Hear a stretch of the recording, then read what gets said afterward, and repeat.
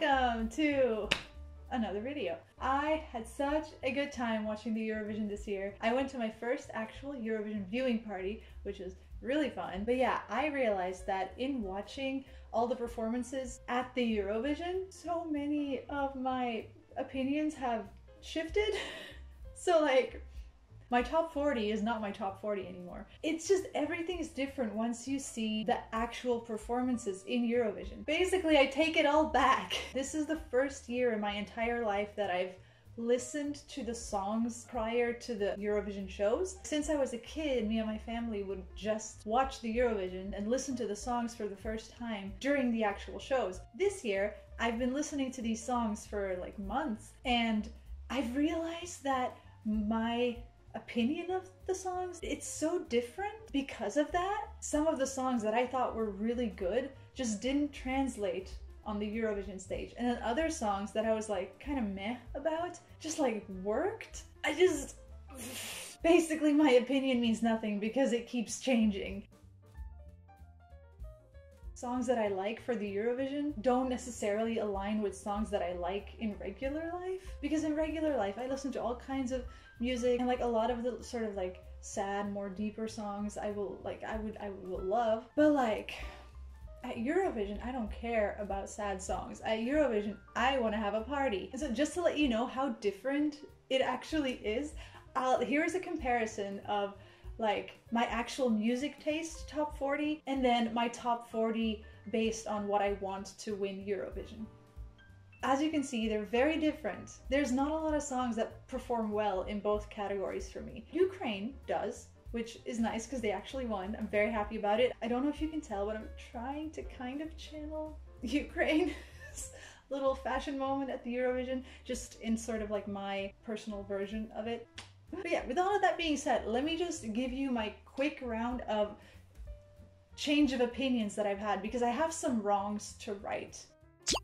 Number one, and this is very important that I just get this out of the way first, Ireland, I am so sorry for the way I've been treating you. I am ashamed. Ireland was so good. For months, I've been out here saying that I don't like the song, that it's just very meh and it's not my thing. But of course, I'd only seen like the music video that honestly, like it's not a good music video. It doesn't show off the song well. Anyways, when I saw her perform on stage, I lost it. She's so good at what she does. Her attitude on stage was so captivating to watch. I just loved every second of it, and it's all because of her. Her presence on stage was so fun to watch, and I'm so mad that she didn't go to the finals. She should have been in the finals. Ireland, I take back everything I've said about you in the past. I love you.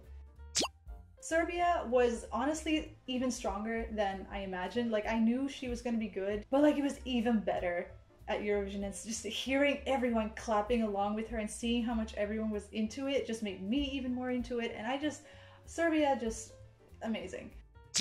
Hearing so many sad boy songs one after the other in the finals, because like somehow all of them got through to the finals, made me dislike them more. They're not all bad songs or whatever, but just there were so many sad boy songs, and I mean sad girl songs as well. There was just a lot of like sad songs, and like hearing all these sad songs one after the other just made me want to skip them.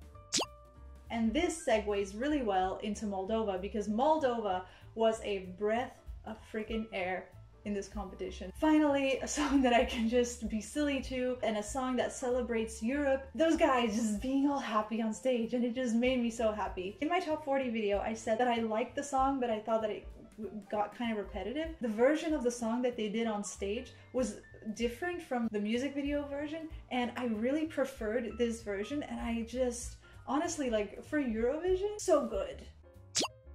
Armenia was better than I thought she was gonna be. She didn't come in the flying house, which is sad, but she did something with a lot of toilet paper, and it was like, she did something on stage. Like, she had a really cool act. I loved the little reveal at the end. I thought that was really cool, and that made her memorable, and it made her stand out. This is just another thing that I'm a little upset about. I really want justice for the pussy-eating vegans from Latvia. It just is not right that they didn't go to the finals. It's just not right. That's all I'm gonna say about that. Albania? honestly nailed it. She opened the show with so much confidence. Like, that's exactly what I wanted to start the show off with. It was so good. I loved her act, I loved her outfit, I loved everything about her. I sort of have fallen in love with her. So, Ronella, call me. On the other hand, Italy, was there something wrong with their, like, the ears that they were wearing, or the connection with it? Because it did not sound clean, my dudes. That first little was not it. Not that I can do it better. I had been saying all week about how much I loved Italy and how well they performed, and then they go ahead and, like, not sing well in the finals. I was so sad about that. It's still my favorite song, probably, but I was really disappointed by their performance. I do have a new favorite Eurovision song. Italy is just like my favorite, like, quality song. My favorite Eurovision song for this year just completely changed once I saw the bitch perform live, and that is San Marino. In my reaction video, I said I just wanted him to put on more of a show, and he did exactly that. His show, his performance was everything that I want from a Eurovision performance. It was so big. There was so much going on. The outfit was stunning from head to toe. The way he performed it was perfect. The bull, he pulled out all the stops, and he surprised me so much. And honestly, I think he tops Norway for me. Yeah, new favorite, new favorite. They should have won. The fact that they didn't go to the finals, I voted my tits off for San Marino. I voted until they wouldn't let me vote anymore, and they didn't go to the final. I'm so upset. I was also really sad that Georgia didn't get into the finals, although I get why, because, like, this song I think sounds better on CD, and that just has to do with the type of song that it is. I think it just comes across better. Oh, Czech Republic. I didn't dislike Czech Republic as much when I saw them do it live. Mostly because I like them as people. Like, they seem like really fun people, and when they're on stage, they seem like they're having fun. I still think the song is really, like, not my thing, and it's not something that I would listen to in my spare time, but, like, I like them as a performance. You know what I mean?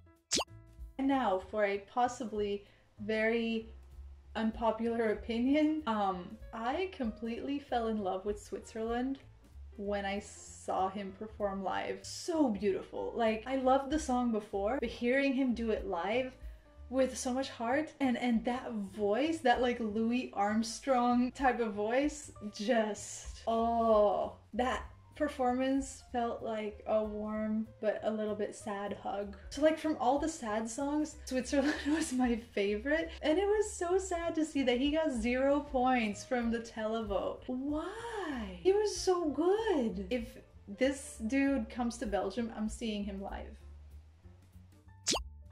The UK! The United Kingdom almost won Eurovision. Can you believe it? Seeing him do this live really, like, upped my love for the song, because I only knew, like, the music video, and I thought it was good. I didn't think it was amazing. But, like, watching him do it live with that beautiful smile of his, and his, like, it's like he's just, like, shouting about space, and he looks so happy doing it, and he has so much, like, passion. It just, oh, it made me so happy. And he was just so good at what he did. Like, the way the song builds up, and in the end when he starts, like, screaming at his guitar, and it's just, oh, he was so good live. And I can't believe I'm saying this about the UK, but them winning second place is 100% okay in my book.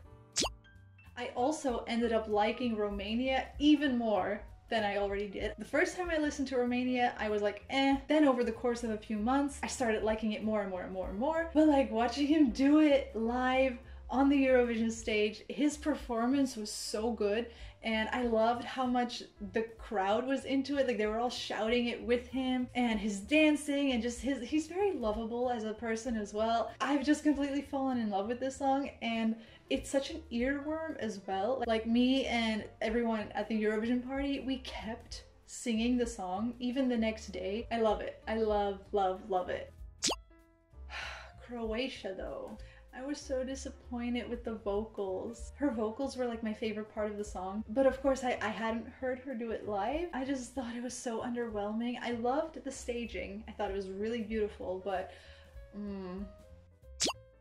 Okay, and listen, we need to talk about Austria, okay? I know that the singing wasn't all there, but I still think they should have gone to the finals because the way they were performing was so much fun to watch. Like, they were clearly having so much fun being there, and I just love them for that. And I don't know, I just like them a lot. And I wish they would have gone to the final. I still think that song is a bop. Another disappointment though was Malta. Why didn't she bring the people from her music video up on stage with her? That would have been so much fun. She was just by herself on stage there. Her voice wasn't stable. She was on a piano, but the piano wasn't even on fire. There was just so much lacking. I'm a little sad about that. And lastly, I just want to say that I think Ukraine is such a deserved winner. I'm really, really happy that they won, both because I think the song is gorgeous, both musically the song is gorgeous, and I think it's a good fit for Eurovision. Like, it's so memorable as a performance. And I also think it's great that they won in the sense that it's a beautiful message of support from Europe to the Ukraine. I know that that's not gonna fix everything, but you know, it was still very nice to see the amount of support that Ukraine got during the Eurovision. It was really, except for that moment with Mika, that was so was Mika okay? Like, he was like it was very entertaining to watch, but like, was he okay? I had a great time watching the Eurovision this year. I hope you've enjoyed me righting my wrongs and changing my opinions on these songs for the millionth time. If you enjoyed the video, please leave it a like. And if you want to see more Eurovision content, which will be coming, consider subscribing. That's gonna be all for me today, and I hope you have a lovely day.